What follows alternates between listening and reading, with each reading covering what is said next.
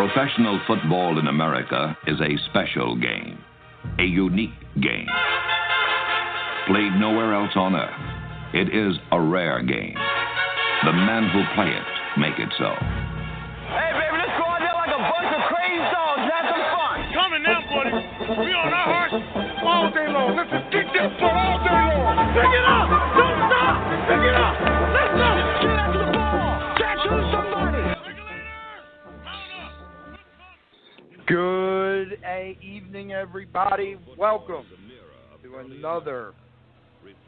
another edition of The Madness. I am your host. I bring you the madness every week, Rob Lange. Thank you so much for being a part of this tonight. We got a great show for you, but it was very imperative for me to begin it that way because today, July 19th, 5 NFL teams, the Ravens, the Jaguars, the Cowboys, the Bears, and the Saints, sent their rookies to training camp, which means we have made it. We have got through the difficult days in Philadelphia. Thank you very much to the Sixers for making it not so difficult. No thank you to the Phillies. And we are in football season. Training camps are going to get started come Sunday. Some teams will have veterans reporting. Here in Philadelphia, our veterans will report 1 week from tonight. Okay, so we're here. It's the NFL season. I've never tried to hide it. I've never tried to say anything different.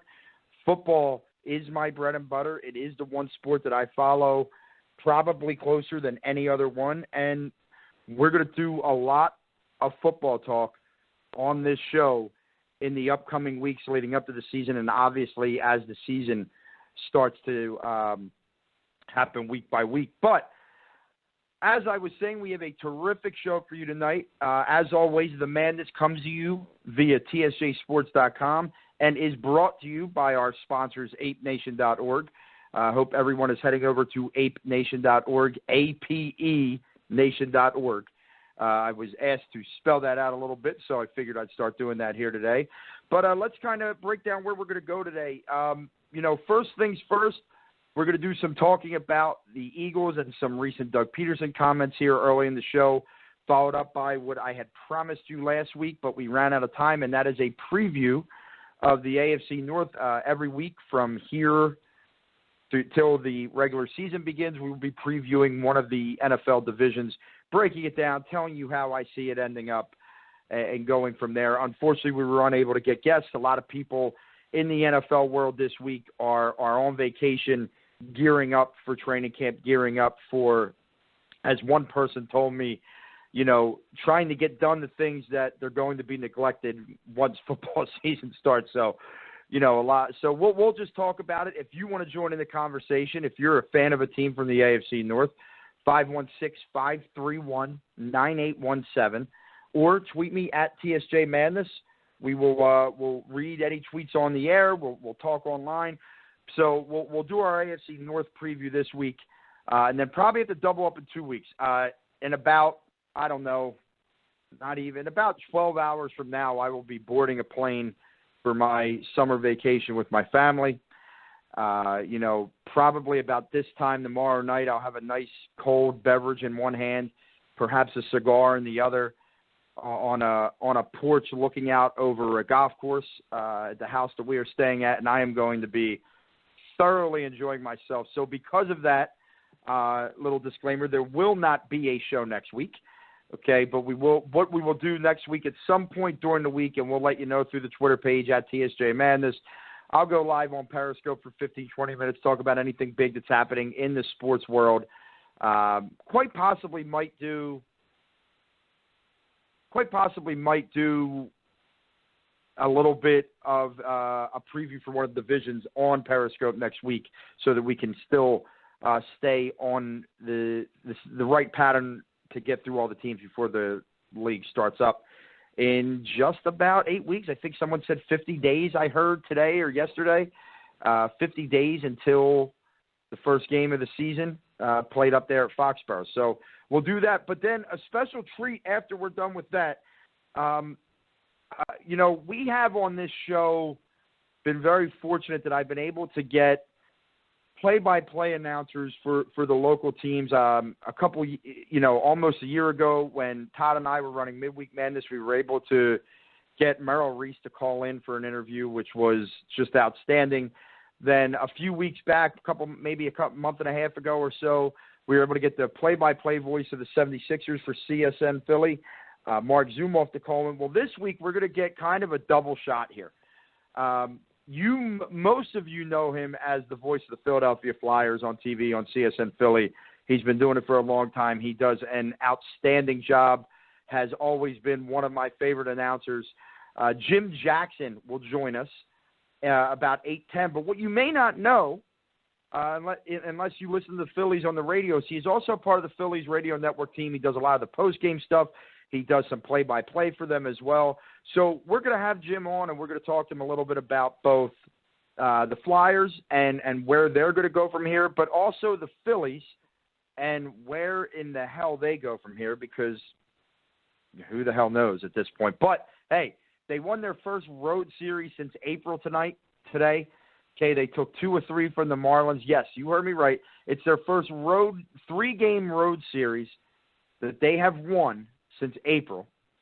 And I think I heard somebody say it was the first 3-game series they have won, no matter where, since like June. So congratulations. Maybe this kickstarts it and picks things up the right way.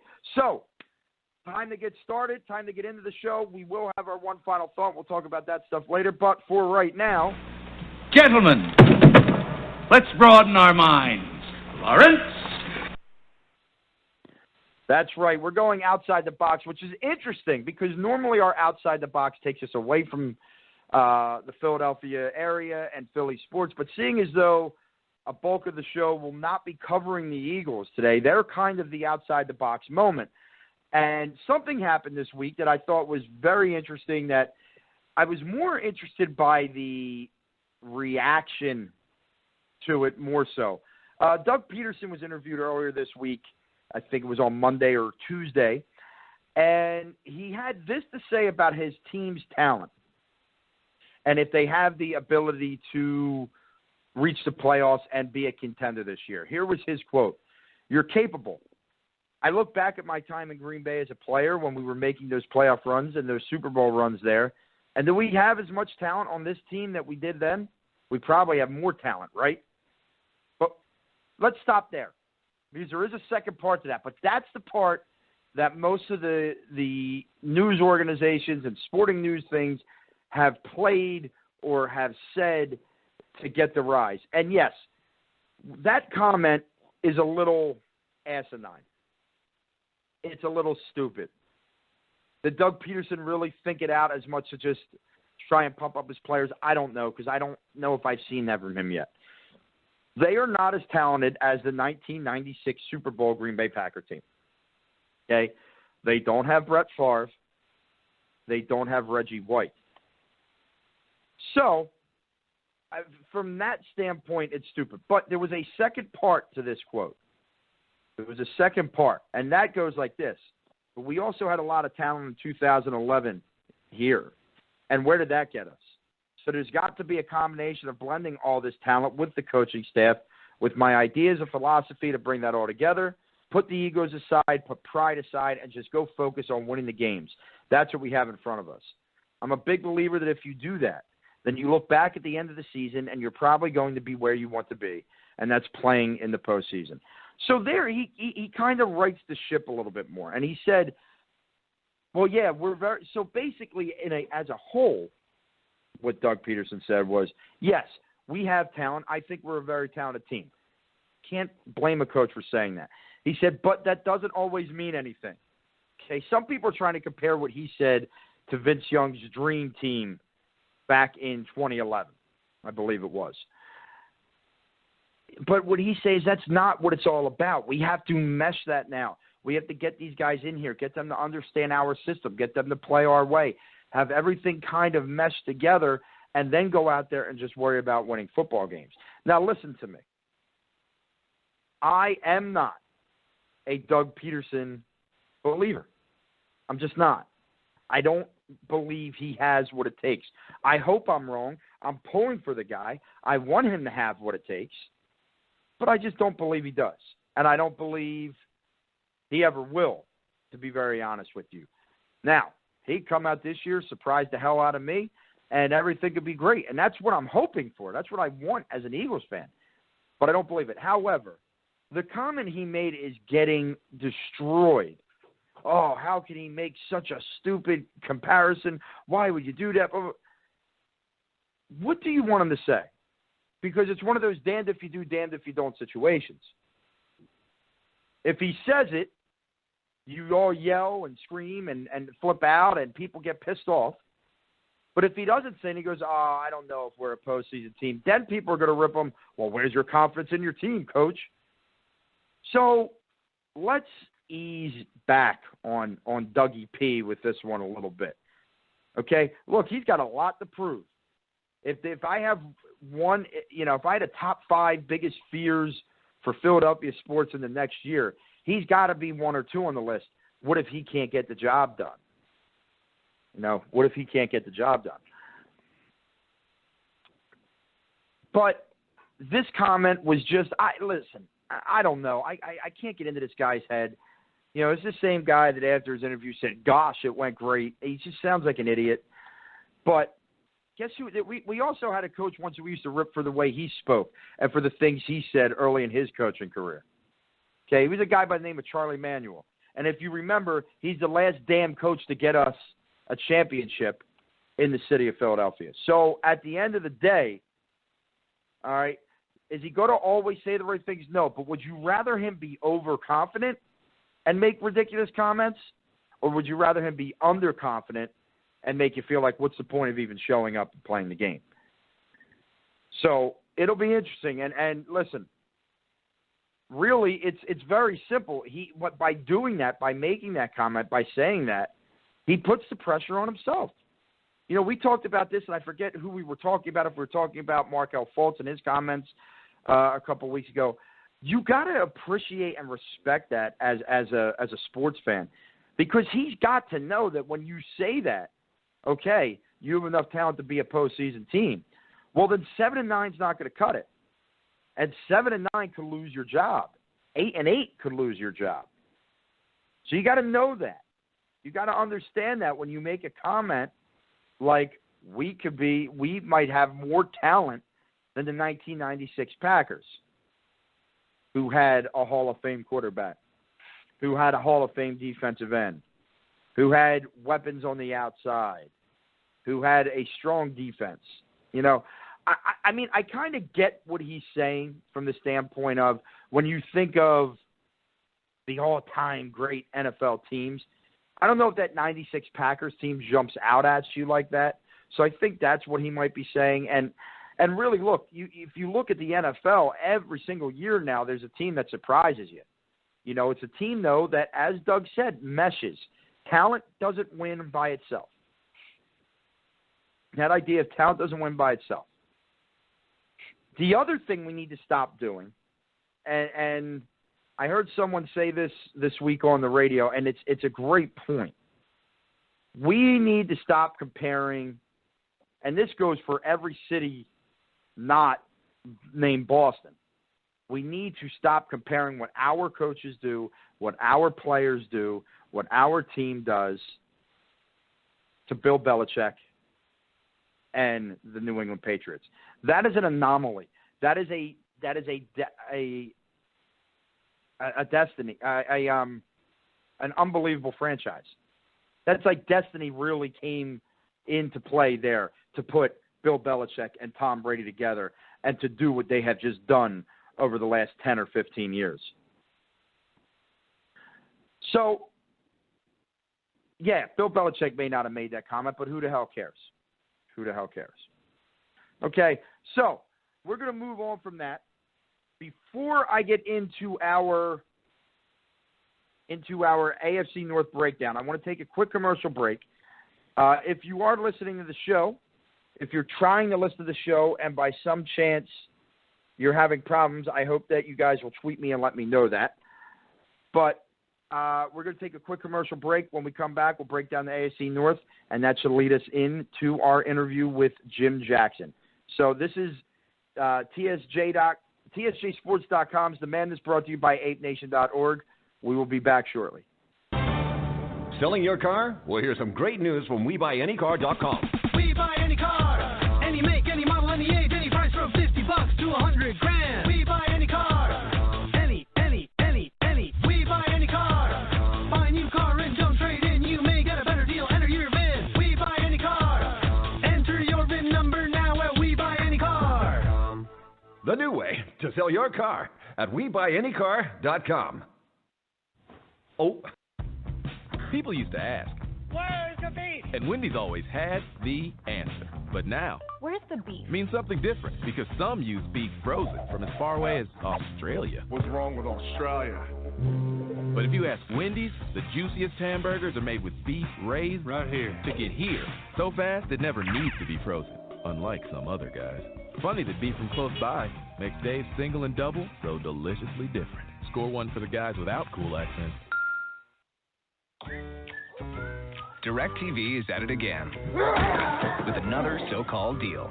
With a $30 intro rate that jumps to over $100 after just 3 months, then shoots up to almost $200 after a year. The hits just keep on coming because you're locked into a 2-year contract that can cost up to $3,500.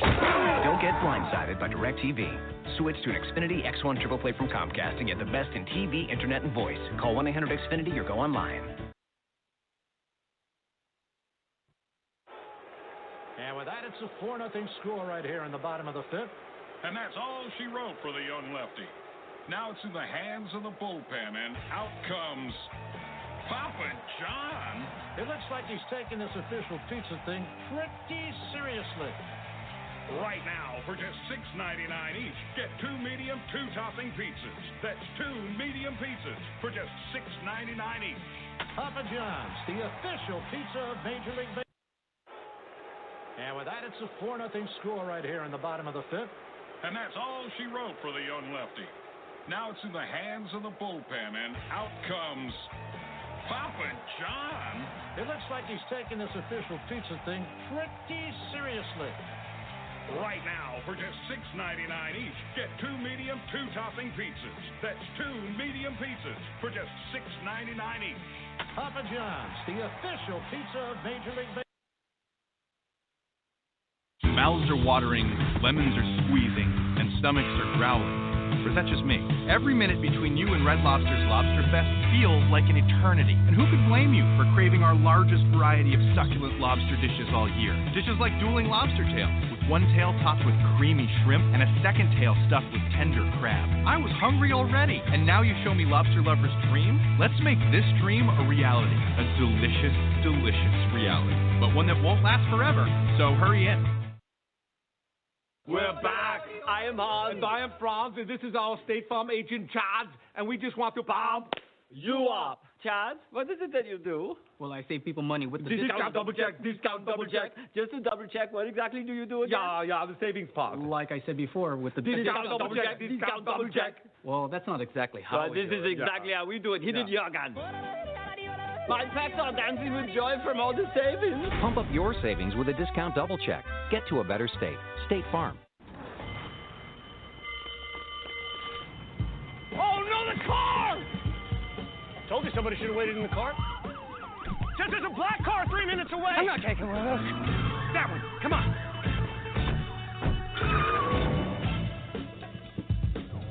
Is this a Prius? You're very patient. Bravo, Niner. In pursuit of a Toyota Prius. Over. How hard is it to catch a Prius? Over. This thing is actually pretty fast. Over. Very funny. Oh, man. That's a lot of cops.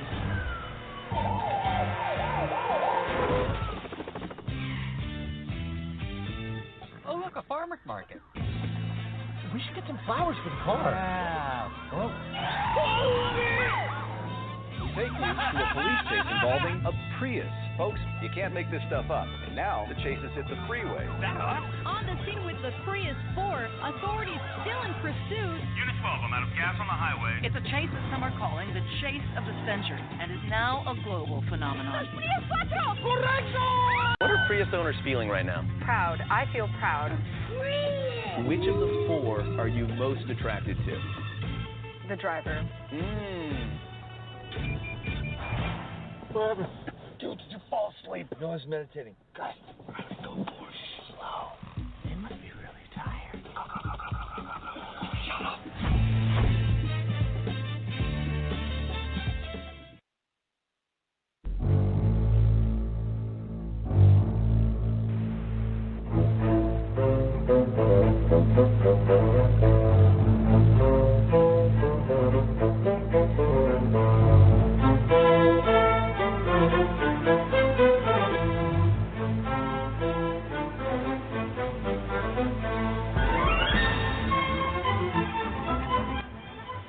How can that music not get you fired up? You know, I know that this summer has not been about the Eagles. It has not been about baseball, obviously.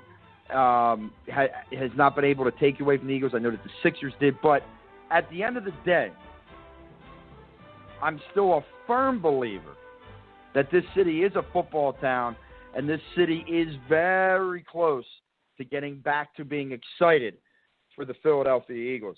Welcome, everybody, back to The Madness, brought to you by ApeNation.org. As I've been saying to you for a while, get over to ApeNation.org. That's APENation.org. Use the promo code TSJ Sports. It'll get you 25% off your order. I'm telling you right now, the clothes are great. Like, I'll tell you, I'm a hat guy. I've always been a hat guy, and I'm very particular about hats I wear, how they look, how they feel. Well, I got the Ape Nation, the men's fitted hat over there. It is awesome.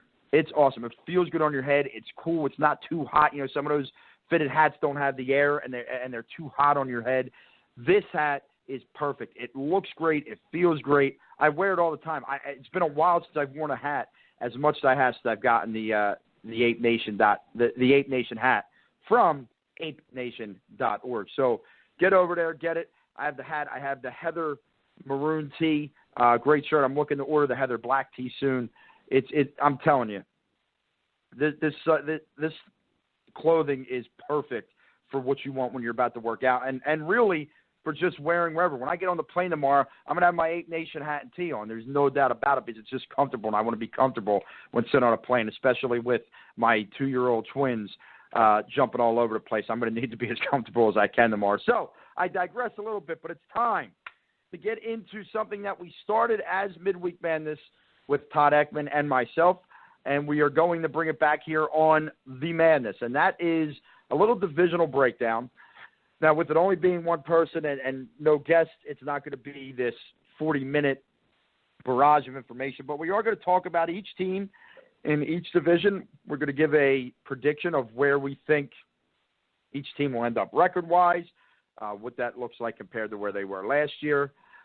So without further ado, let's begin. We're going to get right in to a little AFC North. And if we're going to do that, we have to do this.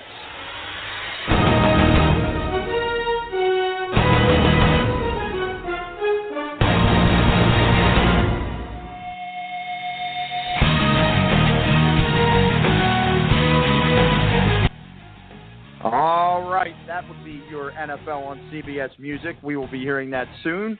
As you know, CBS is the television provider for your AFC teams. So let's get into it. Let's start at the bottom of the division, at the bottom of the league, at the bottom of just about everything. The Cleveland Browns. The Cleveland Browns. They are not what I would consider to be a contender this year, but you know, when you're 1-15, there's only one place to go, and that's up. You have hit rock bottom, Cleveland, so good news for you. This thing's going to be going up. So let's talk about their offseason a little bit. Okay. They started off the draft. They had 3 first-round picks. And obviously the first pick of the draft was theirs, and for a while it really wasn't a secret that Myles Garrett, the defensive lineman from Texas A&M, was going to be their pick. Obviously a guy that you can build around on that defense. He could be a staple for years and years to come. A guy like that worries me because, like, before the draft, how he's begging the Dallas Cowboys to draft him. And I know they're young and he's from that area, and I get all that.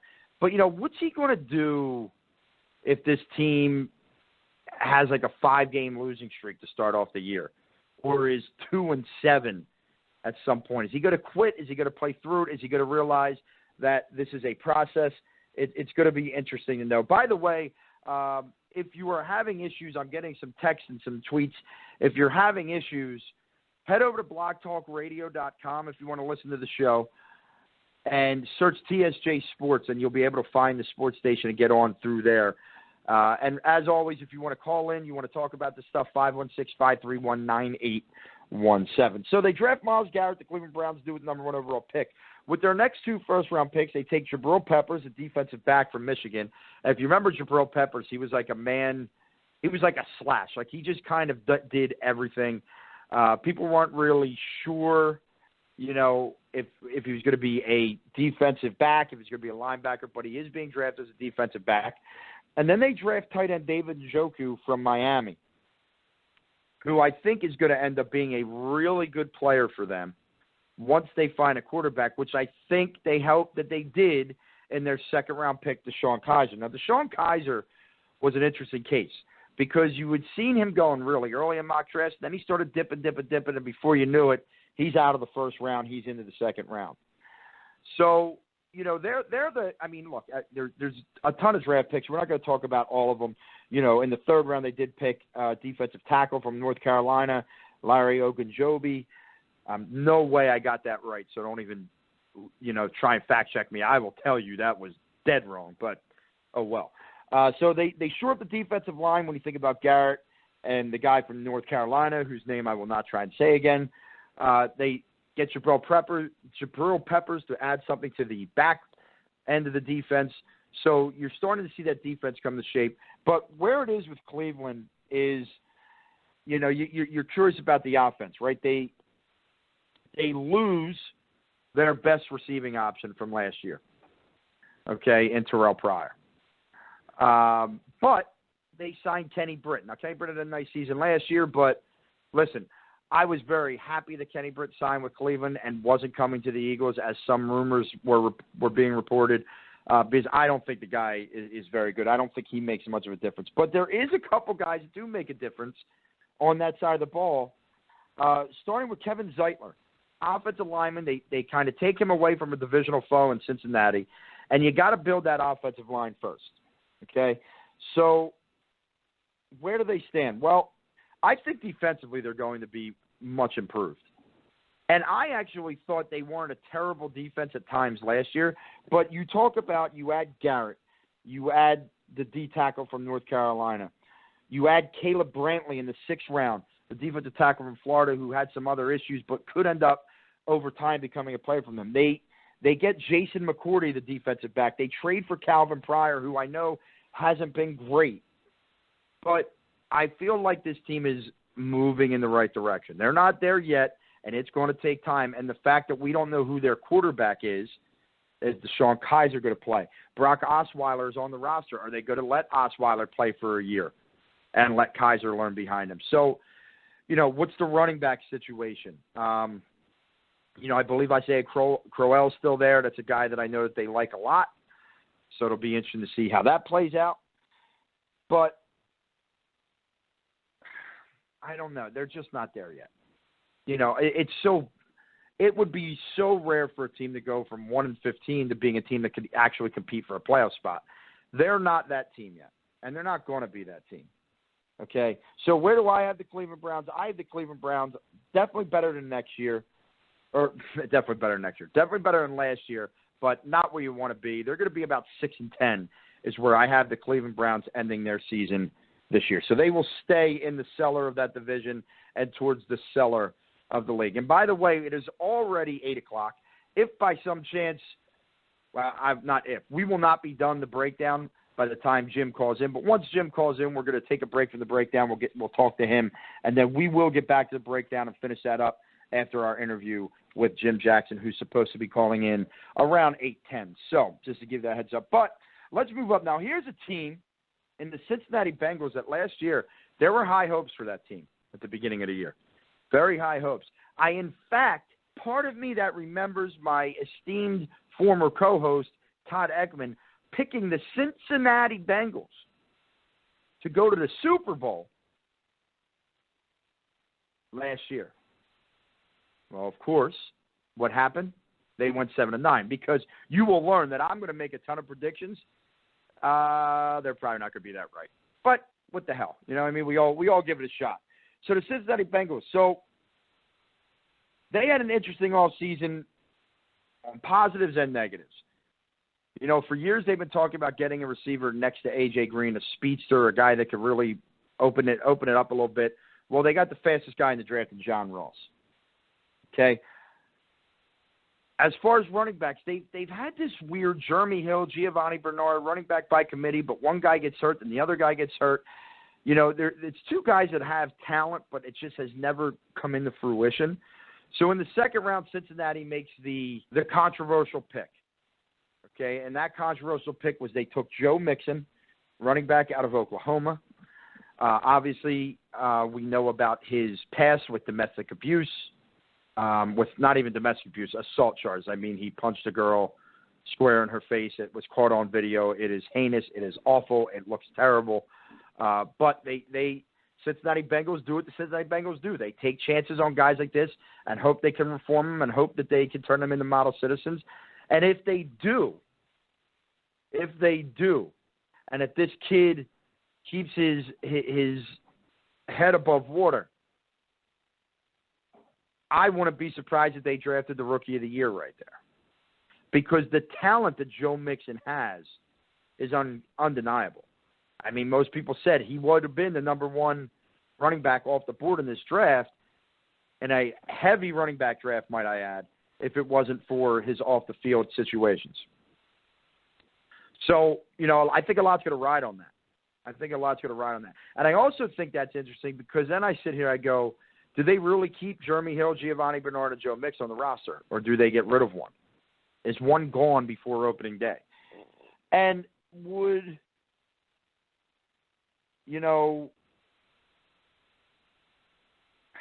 I don't know if that is the positive or negative yet because you're relying on so many rookies. Okay, now let's talk about a couple positives. You re-signed Dre Kirkpatrick. Okay, which finally keeps a centerpiece in that defensive backfield. It's important. Listen, we're here in Philadelphia looking at a team that doesn't have a defensive backfield. So to be able to keep your centerpiece is very, very, very important. Okay, another positive. They get that secondary option, that speedster next to A.J. Green and Ross. Tyler Eifert can find a way to stay healthy at that tight end position. You're talking about three deadly options for Andy Dalton to pass the ball to. Okay. Now, the negatives were they bring back Andre Smith after a year away in Minnesota. They signed Kevin Minter. They re-signed Eric Winston. To me, you're reaching at straws with an offensive line here. Andre Smith was god-awful last year and wasn't great the year before when he was with Cincinnati. So I don't know if they're just maybe thinking maybe a return home is going to help them. You have Andrew Whitworth and Kevin Zeitler both left, so you had to replace them. And guys in the past that you had drafted for them are not panning out. They're just not panning out. And listen, I used to fight this argument, but it's the honest-to-God truth. This game is won and lost in the trenches. It's going to continue to be won and lost in the trenches. And if you don't have an offensive line, I don't care what weapons you have on the outside. I don't care who your quarterback is. I don't care who your running back is. You're going to struggle. And you have to hope, if you're a Cincinnati fan, that this offensive line, that the guys like Andre Smith and Eric Winston can do what you're paying them to do. Because the skill positions are there. You know, the defense always seems to be pretty darn good under Marvin Lewis. But I don't think this team is ready to win. And I don't see a vast improvement in this team. This team went 6-9-1 last year. and I don't think that they're ready to make a jump. I just don't see it. Part of it is I've never been an Andy Dalton believer. I'm not going to be an Andy Dalton believer. It's just not going to happen for me and him. I'm never going to be tight with them on that level. On top of that, when you have a terrible offensive line, it's going to make it really, really difficult, especially when you're playing in a division with teams like the Steelers and the Ravens, who are just going to come at you, even though, as we'll talk about here shortly, the Ravens might have some questions. So, Cincinnati went 6-9-1 last year. In my opinion, it's not going to be much better this year. I think they end at around 7-9. The only thing better is that they don't end in a tie, and we all know a tie is like kissing your sister, so that's wonderful for them. But I think you're relying too much on rookies and very questionable offensive linemen to make any sort of vast improvement in this upcoming year. So far we have the Cleveland Browns coming in at 6-10. We have the Cincinnati Bengals coming in at 7-9. Let's move up to the Baltimore Ravens. Okay? Baltimore Ravens are an interesting team. They are an interesting team. They were 8-8 last year. You started hearing talks during the year that they might get rid of John Harbaugh, who has been just such an exceptional coach for them. I just didn't understand it. I didn't get it. It never made sense to me. But lo and behold, he is still there. So what do they do this offseason for him? Well, they improve the secondary. Okay, they improve the secondary. They draft a guy like Marlon Humphrey out of Alabama. They signed Brandon Carr from Dallas, who had a very good year last year. He hasn't had a great career, but he had a very good year last year. And they also signed Tony Jefferson, the safety out of Arizona, who was kind of highly sought after this offseason. So they've improved the secondary. I have my doubts about Marlon Humphrey. I said it during the draft time. I said that he has trouble locating the ball. He has trouble covering the deep ball, getting beat a little bit too easily and then having to try and recover, which may not work in this league. But is it better than what they've had there? Probably. Okay, probably. But I think that you're putting a lot on the rookie Humphrey. I think he has to be better. I think he absolutely has to be better. Also in the draft, I thought they did a great job at drafting. I just don't know how well they did in drafting for this year, which that's not what the draft's for. It's for building something for the long haul. I think Tyus Bowser, the linebacker from Houston, they get in the second round, is a great pick in the second round. Guy might be able to contribute this year. They get a defensive end, Chris Wormley from Michigan. And then, in my opinion, maybe one of their best picks of the draft was when in the third round, they take Tim Williams, the outside linebacker from Alabama. Now, I know he's not going to be a guy that's going to come in and contribute right away, but look at this defense, okay? Terrell Suggs is getting older. He's going to be 34. They need to start getting the replacements in for them, and I think Tim Williams is a great replacement. I think Tyus Bowser is going to help as well in the years to come. So I think they're getting back to that identity of being a hard-nosed defense who's going to come after you and hit you and try and put you in the dirt. But with that said, I don't know where their pass rush comes from this year.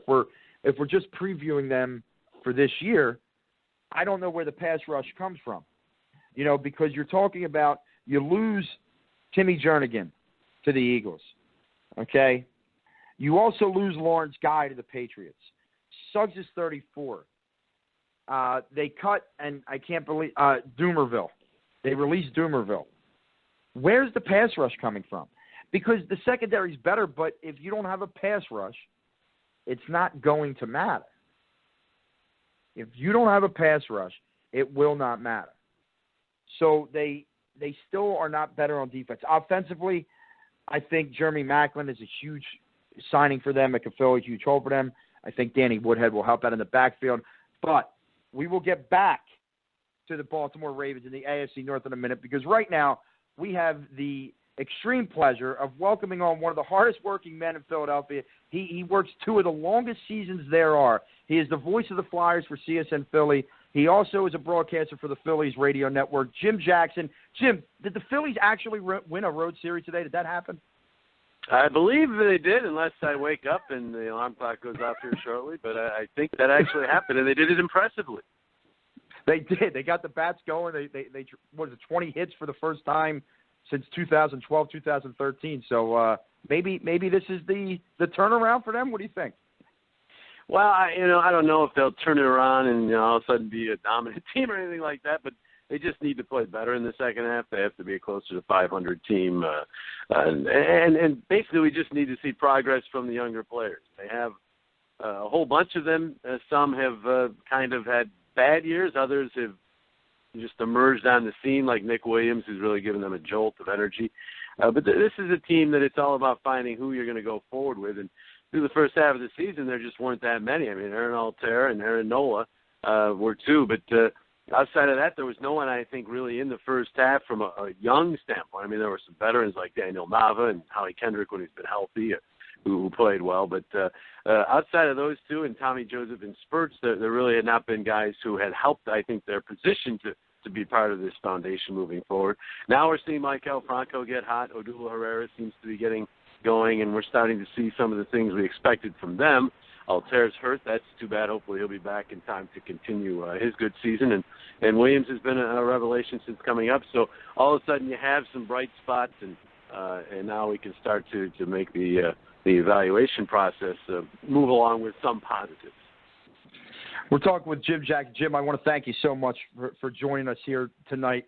It's a pleasure having you on. But, one thing I really want to ask you before we start talking about the two teams that you cover, you've done play-by-play for now both the Flyers and the Phillies. And obviously, mainly in terms of speed of play, it's two totally different games. How challenging is that for you to kind of go back and forth between the two? And is there one you tend to enjoy more when you're calling the game?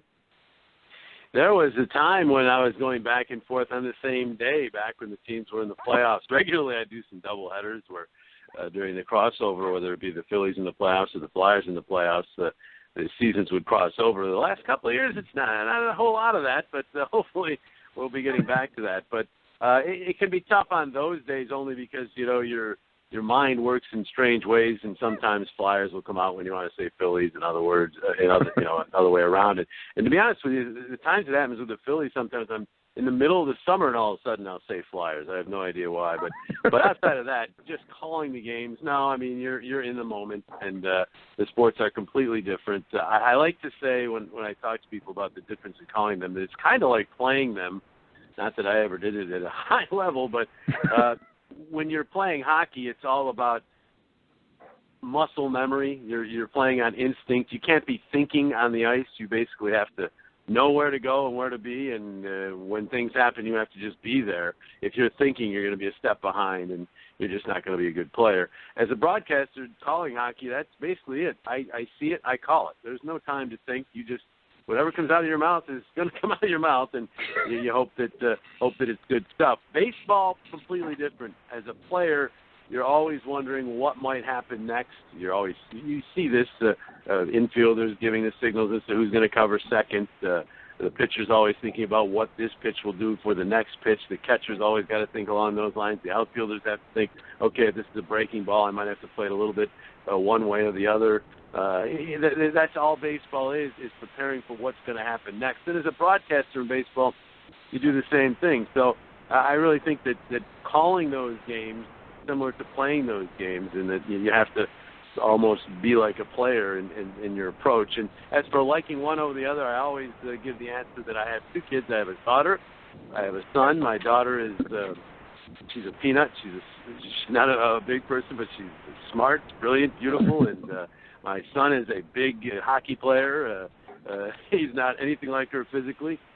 Smart kid and brilliant and a great kid, and I love them both equally in different ways, if that's possible. And I like to say that about the two sports. I love hockey for its pace, its excitement.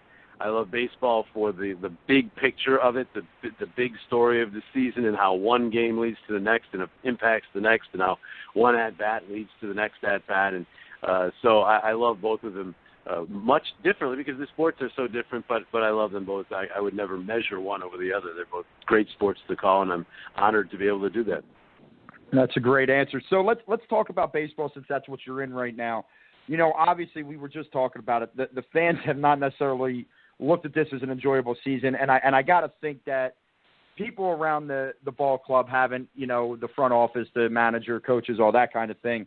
What have you seen as been the biggest reason, not that they were expected to be this playoff contender this year, but I think people expect a little bit more. What do you think the biggest reason why it's been the way it has so far?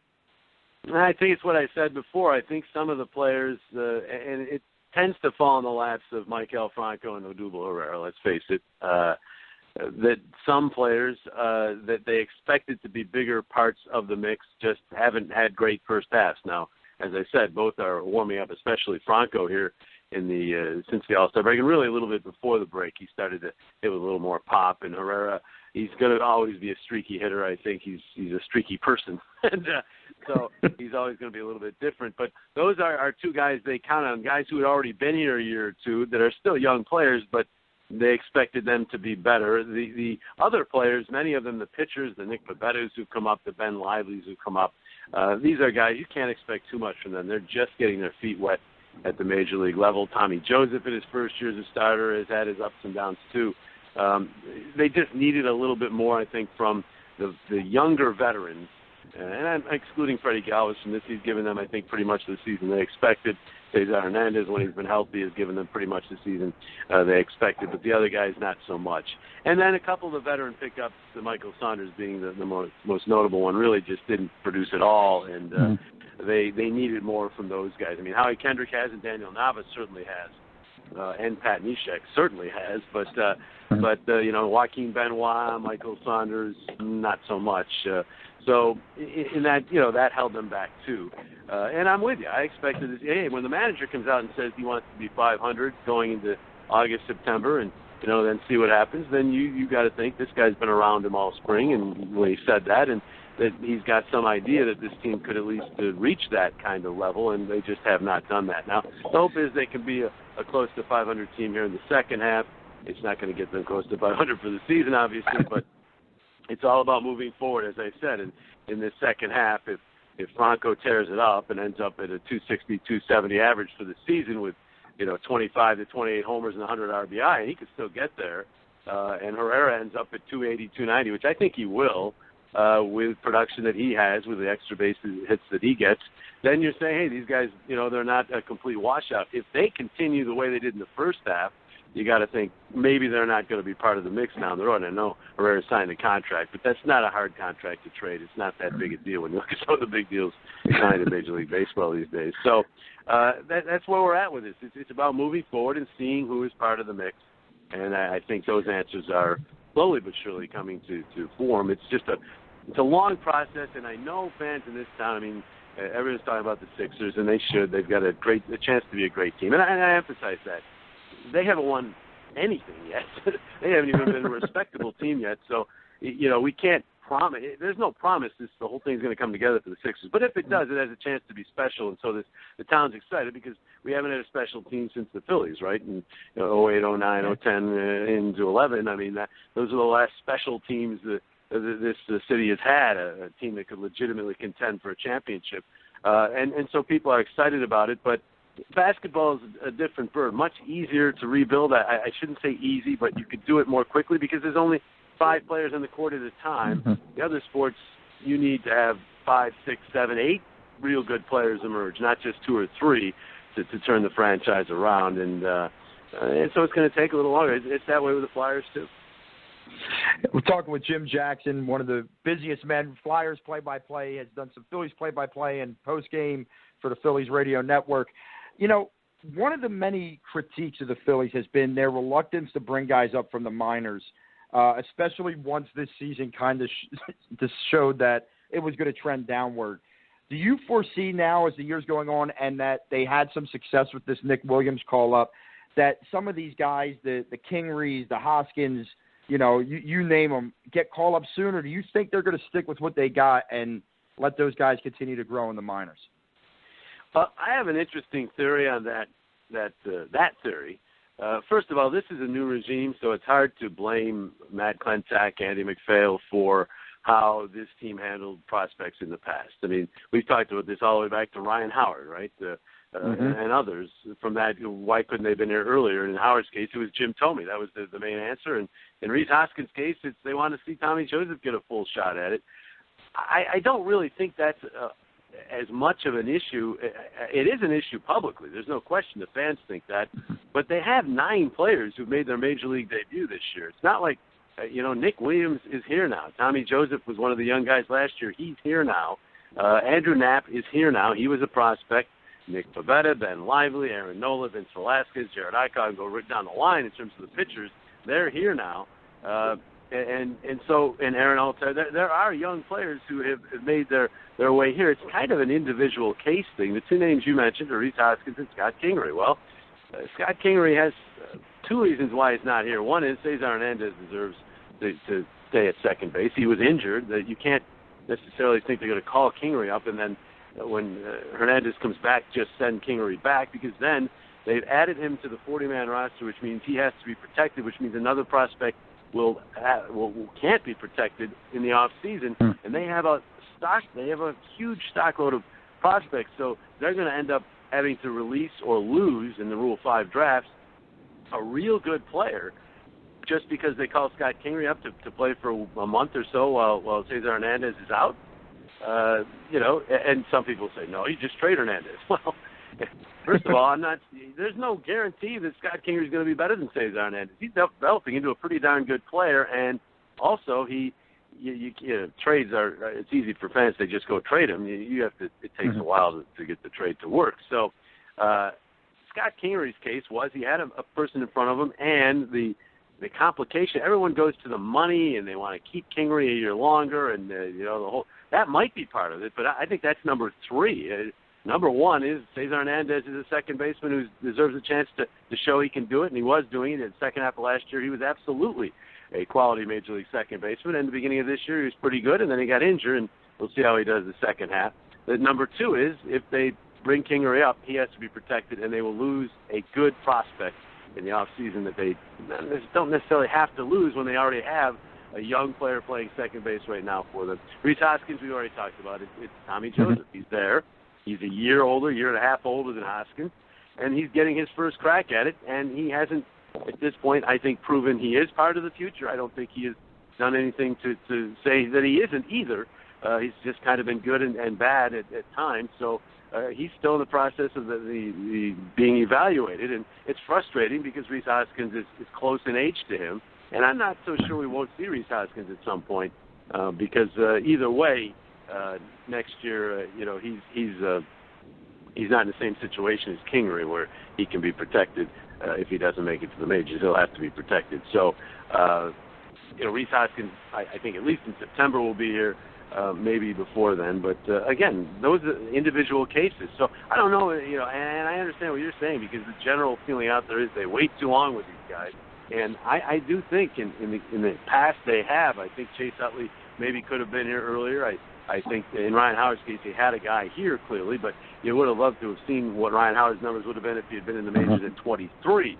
Why wait until these guys are 25, 26 before they make it to the majors? That general premise, I'm all on board with that. Nick Williams is here. He's 23. So, I don't think it's a philosophy of theirs in general, but it's a case-by-case thing. All right, we're talking with Jim Jackett. Jim, I want to kind of shift gears a little bit and talk about your winter sport where you spend a lot of time, around the ice. The Philadelphia Flyers got pretty lucky this year. It seemed like the year of luckiness with drafts for Philadelphia. They get the number 2 pick, and then they get a guy who most people thought was going to be the number 1 pick in Nolan Patrick. What do you know and like about this kid, and do you see him possibly making the roster right away this year? Well, I don't know that much about him other than what you see on clips. I only saw him play one game even on television, and he clearly has great skill level. He's not a guy who I would call flashy. I think that Hischier, who was picked ahead of him, is a flashier player, but I think Patrick is that big center iceman which teams covet. Whether he develops into a franchise player as a big center iceman is a huge question.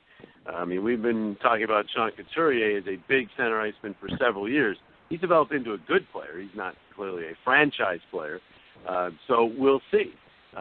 We'll see where he goes. The concern, of course, to me, are the injuries, because as Ken Hitchcock has always said, once an injury-prone player, always an injury-prone player, and he's had 2 hernia surgeries already. So I'm a little worried about that. I got to be honest with you. We'll see about that. But if he stays healthy, this is a guy with tremendous hands.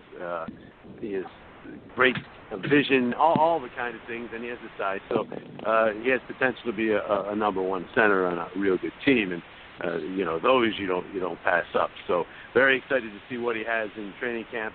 They say he will be healthy by then. So training camp's going to be a lot of fun. I know everyone's looking forward to the Sixers, but the Flyers training camp this year, Oscar Lindblom is a guy who may be better than Patrick when we're talking 10, 12 years from now. I mean, he's a guy who finished 4th in the Swedish Elite League in scoring as a kid, and that's a man's league. And that's a lot of people talk about the AHL being the second best league in the world.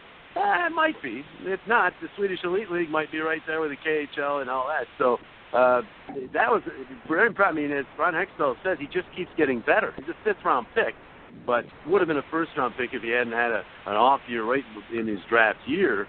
A flat-out steal for the Flyers. And I've heard nothing but great stuff about this guy in an all-around sense. Not going to be a liability on the ice defensively, and he's going to score some goals. He's going to put some points up on the board for you. So, and then we've got all the young defensemen coming in, and eventually we're going to be talking about Felix Sandstrom and Carter Hart as the 2 goalies. The future is bright with this club. It might not be getting the publicity that the Sixers are getting, but there's a tremendous amount of talent that Ron Hextall is putting together. The question I think that a lot of the fans have is, will this talent, all this young talent that he's stockpiling, will it come to fruition in time to have the Claude Giroux, Wayne Simmons, Jake Voracek Flyers, those guys as the nucleus, because the age difference is about 8 to 9 to 10 years. And as you hit your 30th birthday, and Sidney Crosby about to hit that, it usually starts turning down in the NHL. It's a tough sport to be good in your 30s. There are players, certainly, who've done it. But as this game has gotten so much faster over the last 5 to 10 years, the older players, it's tough to be good. I mean, Jaromir Jagr is a revelation, I know, but it's tough to be really, really good as you move into your mid-30s. So we'll see if the Flyers' youth and the young players, and the Ivan Provorovs and Shane Gostisbeheres and all the guys who we're talking about for this year, the Sanheims and all those players, whether they get good and blossom in time while Giroux and Voracek and Simmons are still at the top of their games. And, there's doubt. I mean, Claude Giroux's numbers have gone down now several years in a row, and last year it really was not his best. So are we witnessing his decline already? I don't think so, but there are those out there who have that question, and Claude's going to have to answer that question this year. You're leading me right into that question about Claude Giroux and definitely having a down year last year. You've been around him for a long time, calling the games. What do you expect from him and some of the other veterans who maybe didn't play where we had hoped they would play this year? Like, do you think that in their minds, because the years they're getting up there, they want to make the playoffs every year and have a chance? What do you see from those guys going forward this year? My first reaction to your question is, and I'm totally in agreement with you, but I'm still amazed that we're talking about Claude Giroux getting up there, because it seems like just the other day he was the kid. Boy, time does fly, and he's approaching the big 3-0. So, when you look at Claude Giroux's season last year, to me, I didn't think he was physically where he needed to be. I think that the surgery in the off season, as much as he was not, I don't think he was in pain or anything, but I just don't think he was able to prepare in the off season the way he normally would, and I just don't think he ever caught up. And the other thing about Claude is in the NHL now, if you watch a typical NHL game, I think if, let's say, 5 goals are scored in the game, 4 of them are probably from within 7 to 8 feet of the net. And Claude didn't go to those areas as much last year. And it's not necessarily the strength of his game. He's not the biggest guy in the world, but you still have to go there. You have to get there from time to time. Not all your goals are going to be on one-timers from the slot or, on breakaways. You're going to have to get those dirty goals. Wayne Simmons gets a whole bunch of them, and And I know Wayne's bigger than Claude, but, I mean, bottom line is I think he's got to go there at least a little bit more and show that absolute desire to get to those pucks and to put them in. And Jake Voracek, the same thing. I think he's got to show that same kind of hunger. I thought at times Jake did last year, but, Jake tailed off, I thought, as the year went along to some degree. So these are the key years for these guys. I know they've got contracts that go several years down the road, so I'm not talking about monetarily, but as far as their legacy, as far as what they're going to do in the NHL, what they're going to be as Philadelphia Flyers, these are the years for those three in particular, because they're all in the same age group. They've got to realize this. There has to be tremendous urgency from those guys. Claude Giroux cares about as much as any Flyer has been around. That's not in doubt. And some people, Jeremy Roenick, I believe, is one of them, feels that he might care too much and that it affects his ability to play loose and to be at his best. But whatever that is, he's got to put all that stuff behind him this year. He has to bounce back and be the Claude Giroux we've seen in past years. If he does that, and Voracek does that, and Simmons just gives you another Simmons year, and these young players continue to mature, Ivan Provorov could be an all-star defenseman this year. I mean, those kind of things happen. This could be a real good year for the Flyers, and more than any other sport, the NHL, it's all about you make the playoffs. Nashville, another case in point. You make the playoffs, you got a chance to win the Cup. So this team clearly has a chance to make the playoffs. They just have to have some of the things we just talked about take place. Hey, Jim, before I let you go, my last question, there's no doubt that Ron Hextall seems to have a plan in place that he's sticking to. And no matter what people on the outside say, he's sticking to the plan. And you kind of like to see that. But being around the team like you are, do you see it as a plan where they're not worried about being considered contenders right now? Or is it still the same old Ed Snyder mentality where, this organization wants to be in that contender conversation every single year? Well, no one's more competitive, and take my word for this, than Ron Hextall. I don't think Ron Hextall likes to lose at tiddlywinks. I don't think he wants to lose in anything he does. He's very competitive. I mean, you remember as a player how competitive was. So he wants to win, but he's a very smart guy, and his time in LA proved to him that you have to build it. You just can't do it all at once. Your comment about Ed Snyder was true up to a point. Ed Snyder, in his last 2 or 3 years with us, did buy into this. I mean, at any time in his life, once he was stricken, he could have easily said, "Let's go for it one more time here. I don't have much more time," and he didn't do that. He stuck with Ron Hextall and the plan to get good for the long term, and I think that we'll bear fruit of that here over the next 3 or 4 years, or maybe less, as some of this young talent matures. So I think Ron Hextall has proven he will stick to his plan. Last year was proof. This team could have made moves at the trade deadline and probably snuck into the playoffs or gotten close to making the playoffs, but that wasn't the way he was going to do it the year before either. They made the playoffs the year before, but he could have made moves to maybe make them a more viable Stanley Cup contender.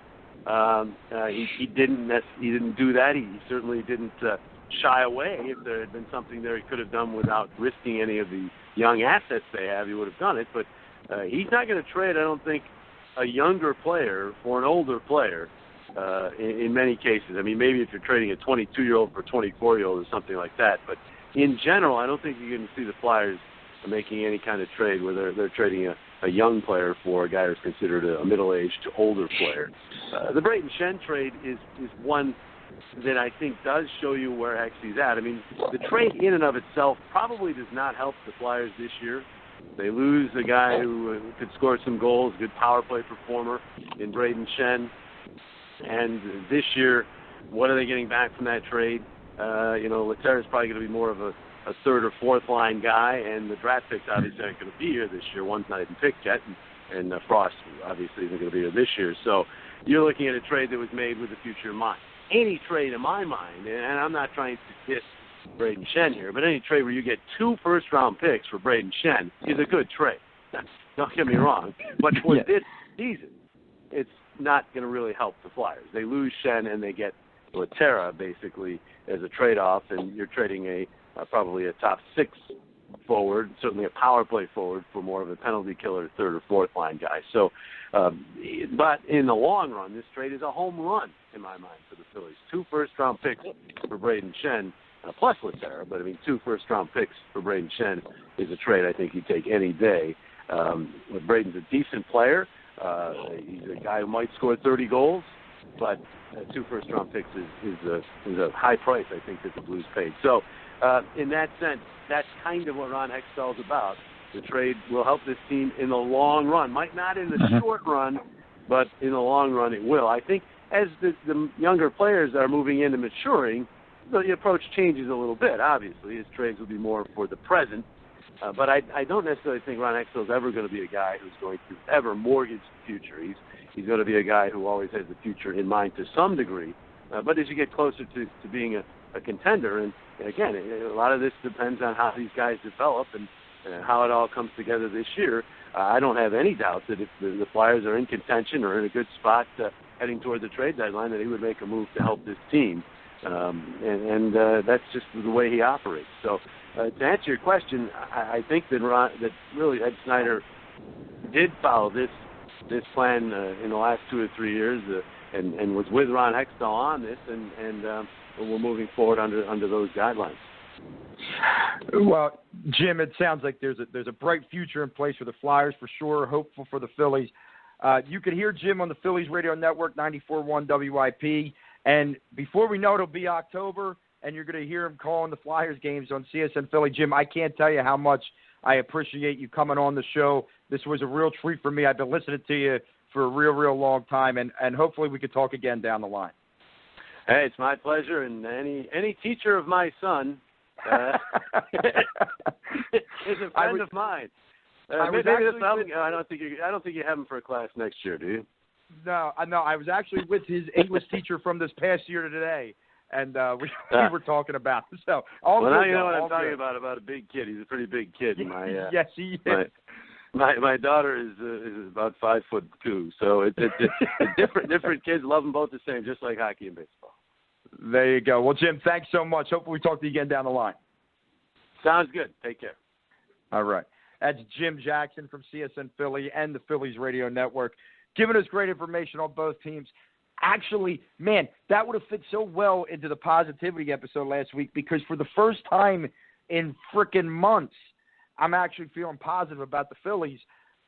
He kind of, not overly positive. They still lost me money this year, and I can't get over that. But the fact that, they have had 9 guys make major league debuts, that he thinks you probably will see a Rhys Hoskins at some point. I get the part with Kingery and the money and all that kind of stuff, and Cesar Hernandez deserves a shot, and he's playing well, and I understand all of that. I do. But this kid is dominating AA and AAA. There's just, in my opinion, no reason not to bring him up. Let him play this month, and then why not have him, kind of let's let him play it out. It's not like anything's going to change this year. I would like to see these guys play personally. Excited about the Flyers. I really am. And, his talk about Lindblom excites me. I'm not crazy about the goaltenders on the big club right now, but I know he's now the 3rd or 4th guy I've heard bring up the name Carter Hart, who is the goaltender down in he's actually below the minors, I think, at this point, but there seems to be a lot of excitement for him. So a lot of good things coming forward. Listen, you know what the Eagles are going to bring to you this year. You know what the Sixers are going to bring to you.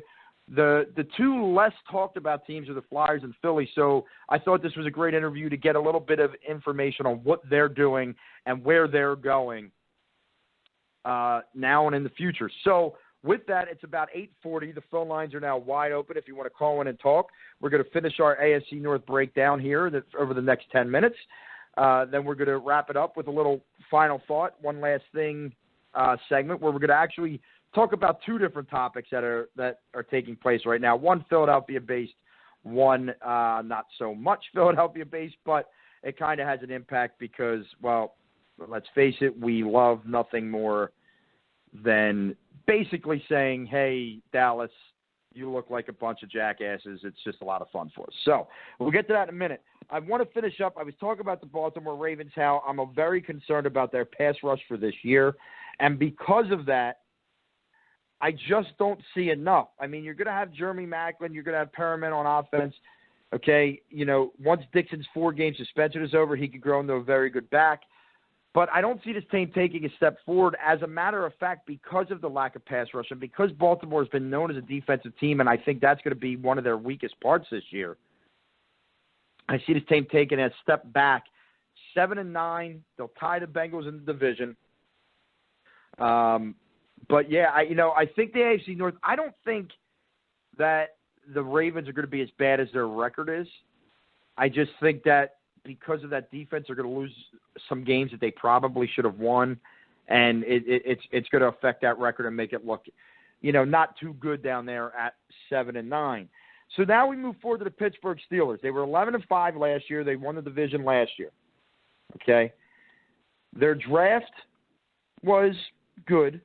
T.J. Watt, Juju Smith-Schuster, Cameron Sutton, the fan favorite, the guy with the number 2, according to Dick's Sporting Goods, the number 2 selling jersey in the NFL, James Conner, the running back from Pitt, he is a guy that you should root for. I mean, he beat cancer. He's just a great. Every time you ever heard the kid interviewed, he's so humbled. So he's a guy you definitely want to root for. So free agency, as normal, as most good teams, most teams that are good consistently are. They weren't overly active. They do sign Justin Hunter to add depth at the wide receiver position. They bring in Niall Davis, but not a ton of things. But there are a few things that played into their favor. Big Ben didn't retire, and I know that he's injury prone, and I know that you cannot expect 16 games out of him in any given season. But he's a better option than anything else they could have had. You get Martavis Bryant back, and if this kid, when he has been able to be on the field, has shown flashes of being a very good receiver, but he's just been an idiot. And I don't know if he's going to be smarter this time.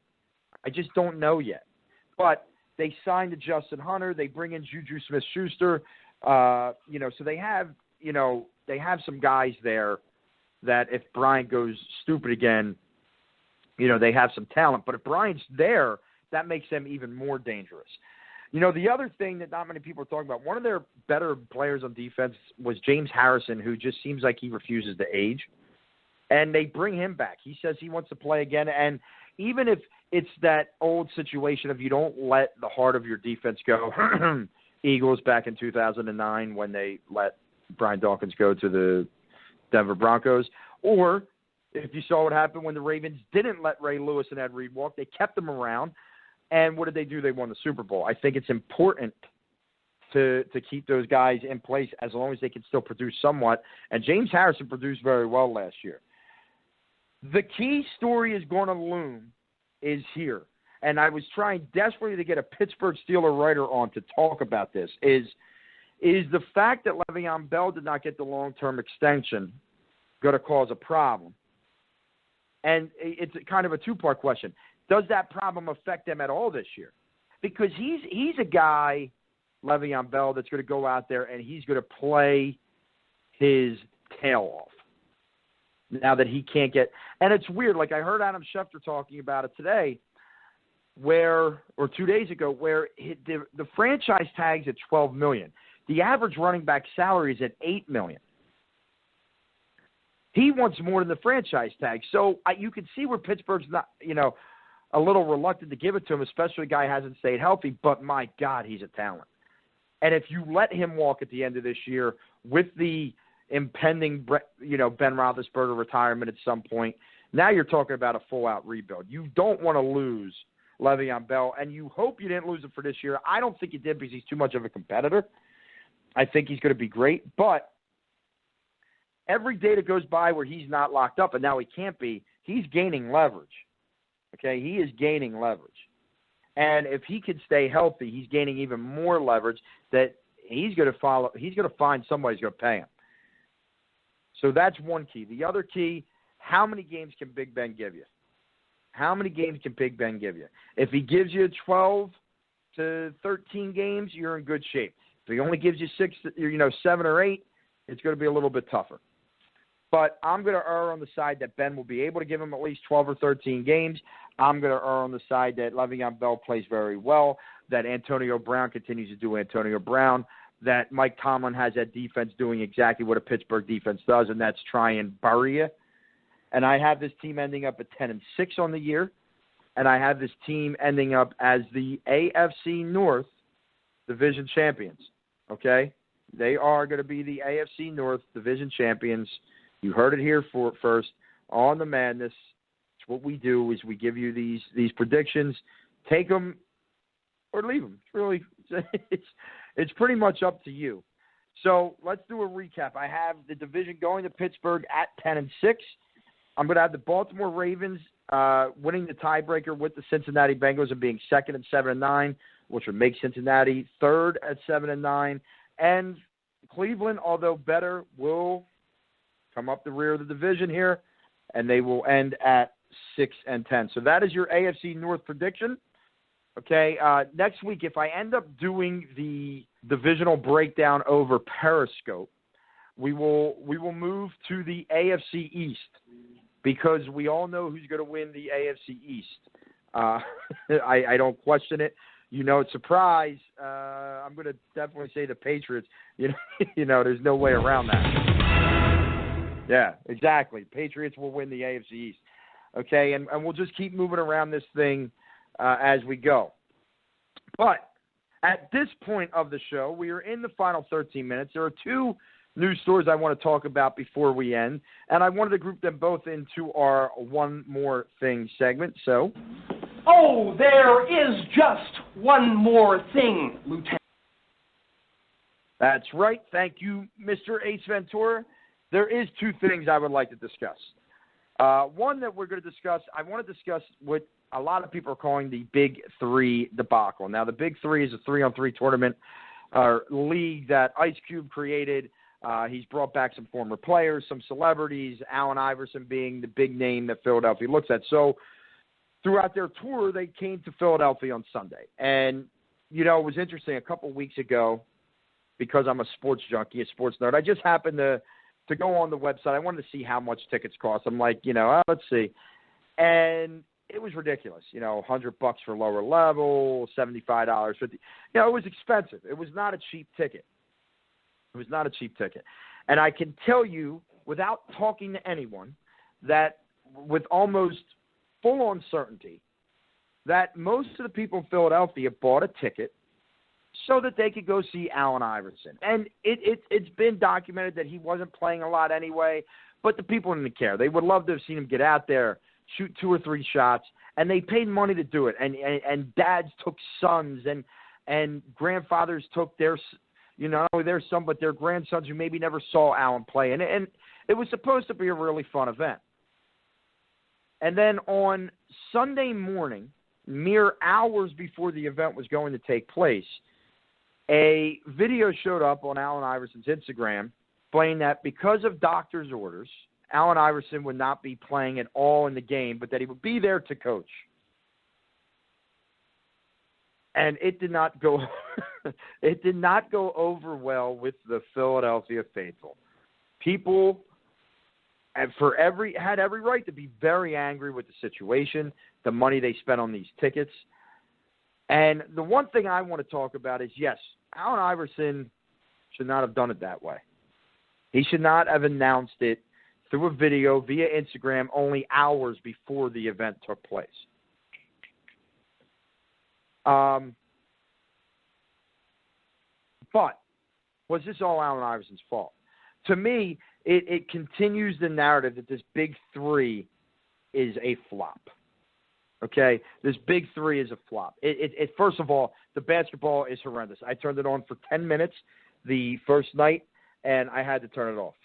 It's almost, I almost put it up there on par with the XFL as far as the hype, and then within the first little bit of the first game, Jason Williams gets hurt and is out for the year. Remember the XFL? First thing is they do a coin toss, guy separates his shoulder, he's out for the season. It's almost it's almost to that level. And listen, I give Ice Cube credit for trying this thing. But that was an issue, first of all, that the play is just bad. But then secondly, you charge people this money, and no one's going to tell me any differently that it wasn't the Big Three, the heads of the Big Three, who told Iverson, oh, don't make this announcement right away. wait, we can't hurt our ticket sales, which is a joke. This is supposed to be about the fans, for the fans, and then you pull a move like that. And Iverson might have known 3 days in advance. Who the hell knows? And I'm not even saying that he was lying. You know, I've heard multiple reports that he did not look himself. But that announcement needed to be made earlier. It's not right. It is not right to do that to people who take their hard-earned money and spend money on tickets to go watch a crap product just to see Allen Iverson take a few jump shots, and he doesn't play in the game. He doesn't play in the game. It's disgraceful. It's absolutely and utterly disgraceful. And it, to me, should be something that ends up killing this league. Like, I don't know where they go this Sunday, but wherever they go, it should be boycotted more because of the crap they pulled last week in Philadelphia. And I'm not just saying this because it's my city. I don't give a damn. That's not what it's about. You don't do that to the fans, especially when it's supposed to be fun for them. Now they got to watch a crap product and Allen Iverson just sits on the bench in street clothes? Listen, I love him, and I love Allen Iverson. He's one of my top 2 favorite athletes to ever come through this city. But we've seen enough of Allen Iverson having appearances in street clothes. This was something different, and people paid for that different, and they didn't get it, and it's not right. And because of that, the big 3 should really start to go downhill because I'm hoping fans saw it, and I'm hoping fans decide that ain't right, and we're going to move on from this. So that is my rant on the big 3 and what they did here in Philadelphia. Now my other rant is a little bit more fun. My other rant deals with the Dallas Cowboys and their stinking fans who just continue running their mouths and everything is great. And, you know, everything was great. Everything was great, except for the fact that you have a running back who can't keep his name out of the news, and not for the good things. Okay? Ezekiel Elliot, spoon-feeding yourself some more off-the-field issues. All right? It was reported this week on Monday, or that early on Monday, that Zeke, as some of the radio hosts around here are calling him, and I love it, Zeke the Creep, had an incident at Dallas Club, reportedly,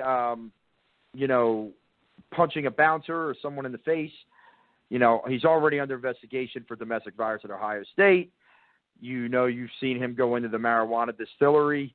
You've heard about him driving 100 miles an hour on a road and being pulled over.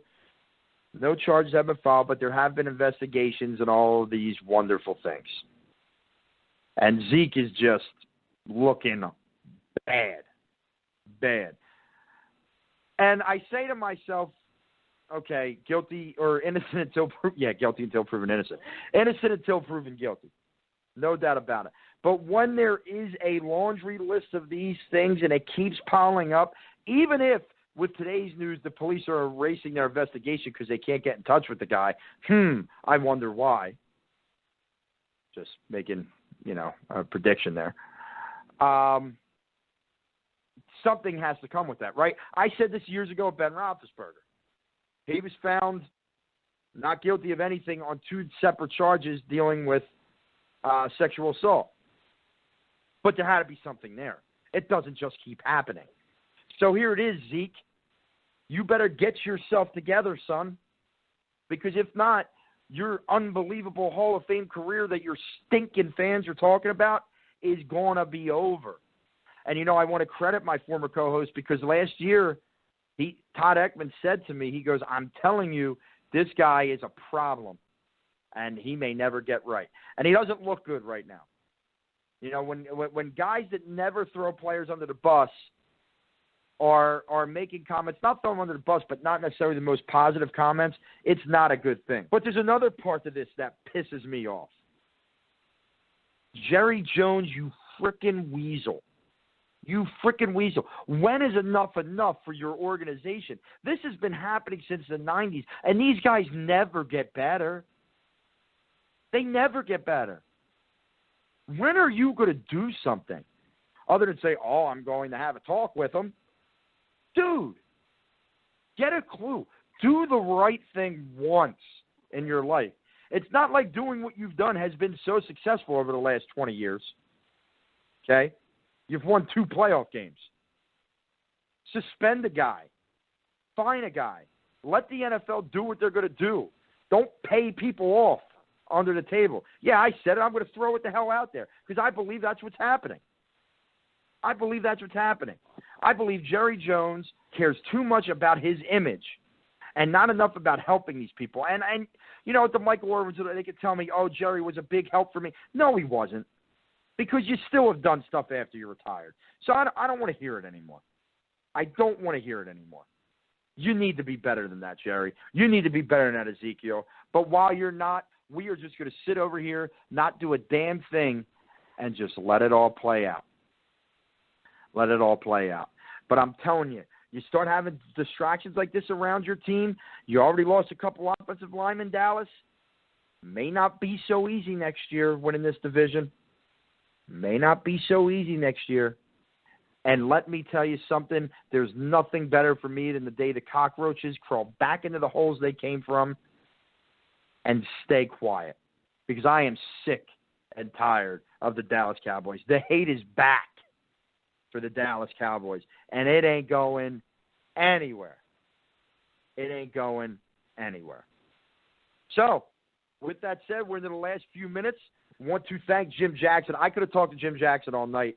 The information he has on 2 sports that really are tough to follow at times. Hockey because of the fast pace and because it doesn't get the publicity necessarily in America like some of the other sports. Baseball because of the longevity of the season, and when your team is not playing well, it's very tough to watch. Jim gave us a lot of great information. I want to thank him so much. I mean, the past year of my life has been tremendous when it comes to sports talk. I've talked to 3 guys who I have idolized from a kid till now as the voices of my Philadelphia teams. And it's just been tremendous that they are willing to come on to a show like this, give us 20, 25 minutes of their time as they have. So thank you so much to Jim Jackson. I want to, as I said earlier on the show, I want to thank ApeNation.org, APENation.org. Get over to the site. I don't know what the hell you're waiting for. You don't need to go anywhere else for workout clothes, for T-shirts. If you're a tank top guy, if you're a hat guy, I'm telling you, this Ape Nation hat's my favorite hat that I've bought in the last 10 years. And I'm not lying. I'm not just saying it, because literally every other hat I've gotten rid of pretty quickly. I haven't been a fan of after a few days. The Ape Nation hat's here to stay. I want to thank TSJSports.com for always giving us our platform here. Just a reminder that next week we will not have an actual on-air show. What I will be doing is I will be periscoping, most likely to do the divisional breakdown of the AFC East. As we get closer, I will let you know which day I will be doing that, so you guys can follow us on Periscope at TSJ Madness. Okay? And we're going to continue going. We're getting to it. By the time next Wednesday rolls around, the Eagles will be fully in the training camp. So you could expect in 2 weeks we'll touch a little bit on the Eagles in training camp, even though we're not going to talk about expectations for the year and things like that. And, one thing I want to put out there, non-sports related. If you guys are in the mood for a great documentary and you have HBO, I highly, highly, highly recommend that you watch The Defiant Ones. It will give you a new love of rap music. It will give you a new love of Dr. Dre. It will give you a new love of everything. But it's time for me to roll out of here. I hope you all have a great week. Pay attention when that Periscope's coming, and I'll talk to you on air in 2 weeks. Embrace the madness.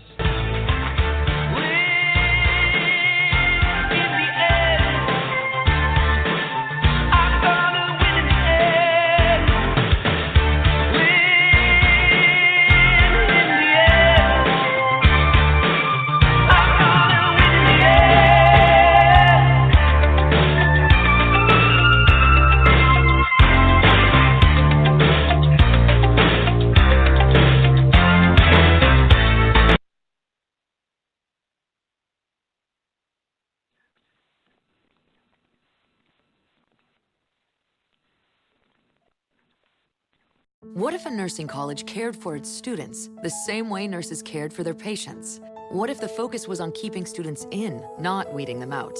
What would happen? Something extraordinary. Join us, and together we can make a difference. Chamberlain University College of Nursing. Extraordinary care, extraordinary nurses.